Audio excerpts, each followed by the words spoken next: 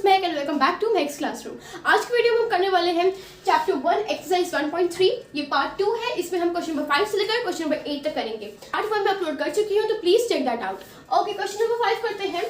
Right the following as intervals. तो यहाँ पे ये बहुत से पार्ट्स दिए हुए हैं, आपको इन सेट बिल्डर फॉर्म को इंटरवल्स पे लिखना है। इंटरवल की वीडियो मैं पहले डाल चुकी हूँ, तो पहले वहां से अगर कॉन्सेप्ट क्लियर नहीं है तो करो और फिर इस क्वेश्चन पे आते हैं। ठीक है, फर्स्ट पार्ट करते हैं। x such that x belongs to R, that is real numbers, ठीक है। और x यहाँ पे क्या है, is greater than -4 and less than equal to 6, ठीक है। तो यहाँ पे मैंने आपको क्या बताया था कि जहां पे इक्वल टू का साइन हो, पॉइंट है, वो आपका पॉइंट क्लोज्ड कर्व बन जाएगा, क्लोज इंटरवल बन जाएगा, ठीक है। तो मैं लिखूंगी -4, 6। नंबर्स यहाँ पे सब जो दिए हुए वही आएंगे, बस आपको देखना है कि यहाँ पे ब्रैकेट्स यानी कि इंटरवल्स क्लोज्ड होंगे या ओपन इंटरवल होंगे। यहाँ पे इक्वल टू का साइन है, तो मतलब 6 जो है वो इंक्लूडेड है, और इसका मतलब ये यहाँ से क्लोज्ड है, यहाँ से ये क्लोज इंटरवल है। -4 के साइड से यहाँ पे ग्रेटर देन साइन है, बट यहाँ पे इक्वल टू का साइन नहीं है, that means -4 is not included और यहाँ पे ओपन इंटरवल हो जाएगा। Okay, second part similarly -12, -10।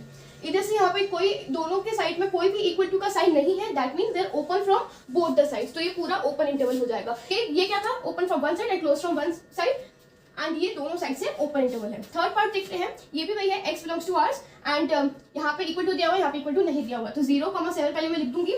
यहाँ पे इक्वल टू है, दैट मीन्स कि ये क्लोज इंटरवल है। यहाँ पे बड़ा ब्रैकेट आएगा, बॉक्स ब्रैकेट आएगा। यहाँ पे कोई भी इक्वल टू का साइन नहीं है, 7 इंक्लूडेड नहीं है, दैट मीन्स यहाँ पे ओपन इंटरवल का आएगा साइन, यानी कि नॉर्मल ब्रैकेट्स आएंगे। ठीक है, फोर्थ देखते हैं। यहाँ पे भी 3, मैं 4 लिख देती हूँ। यहाँ पे दोनों 3 और 4 इंक्लूडेड है, दैट मीन्स यहाँ पे दोनों में क्लोज्ड इंटरवल का ब्रैकेट आएगा, यानी कि बॉक्स ब्रैकेट आएगा। सो ये बहुत इजी थे, बस कॉन्सेप्ट क्लियर होना चाहिए, साइंस आपको क्लियर होनी चाहिए। अगर वो क्लियर है तो आपका क्वेश्चन आप कर सकते हैं। सब हम करते हैं question number 6। Right the following intervals in set builder form. ये आपको इंटरवल्स दिए हुए हैं, आपको उनको सेट बिल्डर फॉर्म में दिया हुआ है, मतलब क्वेश्चन 5 का बिल्कुल ऑपोजिट करना है हमें। ठीक है, फर्स्ट पार्ट देखते हैं। यहाँ पे -3,0 जो सेट है वो दोनों साइड पे यहाँ ओपन ब्रैकेट्स, दैट मीन्स सबसे पहले स्टार्टिंग आपको कैसे करनी है, curly bracket x such that x belongs to R। वही स्टेटमेंट जो पिछले क्वेश्चन में दी हुई थी, x such that x belongs to R, कि x जो है वो रियल नंबर को बिलोंग करता है, कॉमा। अब -3 से स्टार्ट हो रहा है, बीच में x है और 0 तक जा रहा है, ठीक है। दोनों तरफ ओपन ब्रैकेट्स हैं, दैट मीन्स -3 और 0 इंक्लूडेड नहीं है, बाकी अंदर के एलिमेंट्स इंक्लूडेड है। मतलब यहाँ पे साइन आएगा कि -3 is greater than x and is less than 0, ठीक है। यहाँ पे इक्वल टू का साइन नहीं आएगा क्योंकि ये दोनों इंक्लूडेड नहीं है, फिर कर्ली ब्रैकेट्स क्लोज, ठीक है। सिमिलरली सेकंड क्वेश्चन में आपका आएगा, कर्ली ब्रैकेट स्टार्ट्स, फिर से वही x such that x belongs to R, comma, फिर x 6 से स्टार्ट हो रहा है, 12 पे खत्म हो रहा है, कर्ली ब्रैकेट्स क्लोज। बीच में बस साइंस इंपॉर्टेंट है, ये दोनों साइड पे बड़े क्लोज ब्रैकेट है, दैट मीन्स 6 और 12 बोथ आर इंक्लूडेड, तो ये साइंस लगेंगे ग्रेटर और स्मॉलर के साथ में, इंक्लूडेड का साइन भी लगेगा because they both are included. ये क्लोज इंटरवल था, ठीक है, ये ओपन इंटरवल था, ये क्लोज इंटरवल आ गया, ठीक है, जैसे गैप। उसके बाद फिर हम आते हैं यहाँ पे थर्ड पार्ट पे। थर्ड पार्ट क्या है कि एक साइड से नॉर्मल ब्रैकेट है, एक साइड से क्लोज ब्रैकेट है। नॉर्मल ब्रैकेट मतलब it is open from one side. फिर से वही curly bracket start, x such that x belongs to R, comma, फिर 6 से स्टार्ट हो रहा है, बीच में x 12 पे खत्म हो रहा है, एंड 6 से ग्रेटर है, 12 से लेस देन है, एंड 6 से ओपन है, मतलब 6 के यहाँ पे मैं इक्वल टू का साइन नहीं लगाऊंगी। 12 इंक्लूडेड है, 12 क्लोज है, इसलिए मैं यहाँ पे इक्वल टू का साइन भी लगाऊंगी, ठीक है। अब आते हैं फोर्थ पार्ट पे, close from -23 and open from 5। फिर से हम कर्ली ब्रैकेट स्टार्ट करेंगे, x such that x belongs to R, comma, -23, बीच में x और यहाँ पे 5, फिर कर्ली ब्रैकेट्स क्लोज। साइंस क्या आएंगे यहाँ पे, -23 के साइड से क्लोज है, that means greater and equal to -23, and 5 पे ओपन है, कि मतलब यहाँ पे इंक्लूडेड नहीं आएगा, सिर्फ लेस देन 5 आएगा। यहाँ पे इक्वल टू का साइन यहाँ पे मैं नहीं लगाऊंगी क्योंकि ये यहाँ से ओपन है, that means it is close from one side, open from the other side. ये open from one side and close from the other. Okay students, अब हम करते हैं question number 7। What universal set और sets would you propose for each of the following. ये आपको 2 part दिए हुए हैं, इसमें आपको बताना है कि इनका यूनिवर्सल सेट क्या होगा, ठीक है। तो ये क्वेश्चन करने से पहले सबसे आपको ये बताना चाहिए कि यूनिवर्सल सेट असली में होता क्या है। मैंने इसका वीडियो नहीं बनाई क्योंकि ये बहुत स्मॉल टॉपिक है, मैं आपको अभी बता देती हूँ कि यूनिवर्सल सेट होता है जिसमें सारे एलिमेंट्स इंक्लूडेड होते हैं फॉर अ गिवन कॉन्टेक्स्ट, ठीक है। अगर कुछ गिवन है तो उसके हिसाब से सारे एलिमेंट्स इंक्लूड होंगे, यानी कि अगर मैं दूसरे पर्सपेक्टिव में बोलूँ तो मैं क्या बोल सकती हूँ कि universal set is a set of a set, मतलब एक ब्रॉडर टर्म। अगर आपको कोई गिवन है, कोई एक सेट गिवन है और मैं पूछ रही हूँ कि उस सेट का यूनिवर्सल सेट क्या होगा, तो आप उस के बेसिस पे एक ब्रॉडर टर्म सोचोगे कि उससे बड़ा क्या हो सकता है। दैट मीन्स हमें यूनिवर्सल सेट में कुछ ऐसा सेट सोचना है कि जो गिवन है वो उस यूनिवर्सल सेट का पार्ट हो। फॉर एग्जाम्पल के तौर पर अगर मैं आपको बोलती हूँ कि सेट ऑफ ऑल इंटीजर्स, तो मैं आपको एक गिवन सेट दे रही हूँ, इसका आपका यूनिवर्सल सेट क्या होगा? तो आप सोचोगे कि इन ऑल इंटीजर्स, तो ऐसा सोचोगे कि इंटीजर से बड़ा और क्या हो सकता है? तो मैं बोल सकती हूँ कि इसका यूनिवर्सल सेट हो सकता है the set of all rational numbers, क्योंकि वो इंटीजर से बड़ा है। सारे इंटीजर्स को मैं रैशनल नंबर्स कह सकती हूँ, इसीलिए इसका यूनिवर्सल सेट रैशनल नंबर्स हो सकता है। या फिर अगर रैशनल नंबर्स नहीं बोला तो मैं और क्या सोच सकती हूँ? तो मैं और बोलूँगी कि सेट ऑफ ऑल इंटीजर्स का यूनिवर्सल सेट हो सकता है the set of all real numbers, क्योंकि सारे इंटीजर्स रियल नंबर्स होते हैं। ठीक है, अगर मैं आपको और कोई एग्जांपल दूं कि मैं आपको दूं नेचुरल नंबर्स का क्या यूनिवर्सल सेट हो सकता है? तो आपको इससे बड़ा सोचना है, इसका ब्रॉड सोचना है। तो इसका हो सकता है ऑल रियल नंबर्स, ठीक है, या फिर ऑल नंबर्स, क्योंकि नंबर्स में तो रियल नंबर्स में तो नेचुरल नंबर्स भी इंक्लूडेड है, होल नंबर्स भी है, सारे नंबर्स आते हैं ना, तो इसीलिए उसका बड़ा सोचना है। Got my point? तो अब हम करते हैं ये question. First, the set of all right triangles, ठीक है।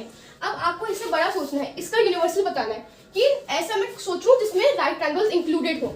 तो यहाँ पे मैं लिख सकती हूँ the set of all triangles.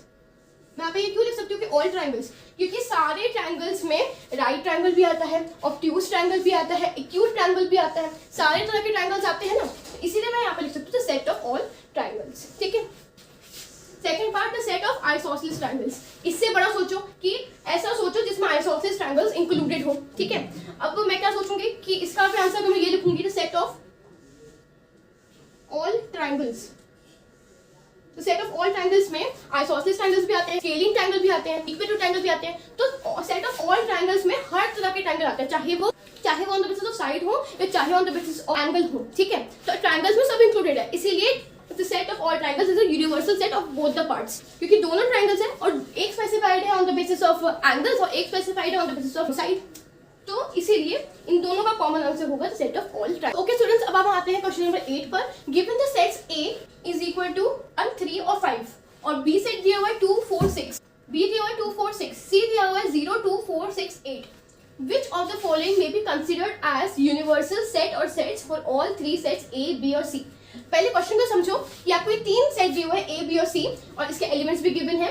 आपको बताना है ये जो फॉलोइंग आपको पार्ट्स दिए हुए हैं इनमें से कौन सा यूनिवर्सल सेट है A, B और C सेट का। ठीक है, मैंने आपको अभी बताया कि यूनिवर्सल सेट होता है आपको A, B और C या फिर ब्रॉडर टर्म होगा या फिर इन सब के एलिमेंट्स इंक्लूडेड होंगे। ठीक है, अगर ये सारे एलिमेंट्स उस सेट में इंक्लूडेड है तो मतलब वो एक यूनिवर्सल सेट है इन तीनों का। समझ आ गया? अब लेट्स डू इट। पहला पार्ट 0 1 2 3 4 6 तक। अब इसमें देखते हैं 1 3 5 दिया हुआ है, हाँ दिया हुआ है। B का देखते हैं 2 4 6 दिया हुआ है, हाँ यहाँ पे 2 4 6 भी दिया हुआ है। 0 2 4 6 8 यहाँ पे 6 तक दिया हुआ है। दैट मीन्स जो C का 8 है वो यहाँ पे गिवन नहीं है, तो that means is not a universal set. ठीक है, सेकेंड पार्ट 5 यानी कि एम्प्टी सेट। एम्प्टी सेट मतलब क्या होता है? 5 का मतलब हम एम्प्टी सेट को 5 से डिनोट करते हैं। इसका मतलब क्या होता है कि एक ऐसा सेट जिसके अंदर कोई एलिमेंट्स नहीं, जो अंदर से खाली है। बट वो तो वैलिड हो ही नहीं सकता क्योंकि A, B और C की तीनों के अंदर एलिमेंट्स हैं, तो that means it is also not a universal set. ठीक है, थर्ड पार्ट देखते हैं 0 से लेकर 10 तक यहाँ पे गिवन है। A 1 3 5 दिया हुआ है, B का 2 4 6 दिया हुआ है, C का 0 से लेकर 8 तक दिया हुआ है, 0 से लेकर 8 तक भी दिया हुआ है। दैट मीन्स कि यस यही हमें चाहिए था, A, B और C के सारे एलिमेंट्स इस सेट में इंक्लूडेड है। दैट मीन्स ये एक यूनिवर्सल सेट है A, B और C सेट का। ठीक है, तो yes it is a universal set of A, B and C। अब देखते हैं कि 4 पार्ट भी यूनिवर्सल होता है कि नहीं होता है।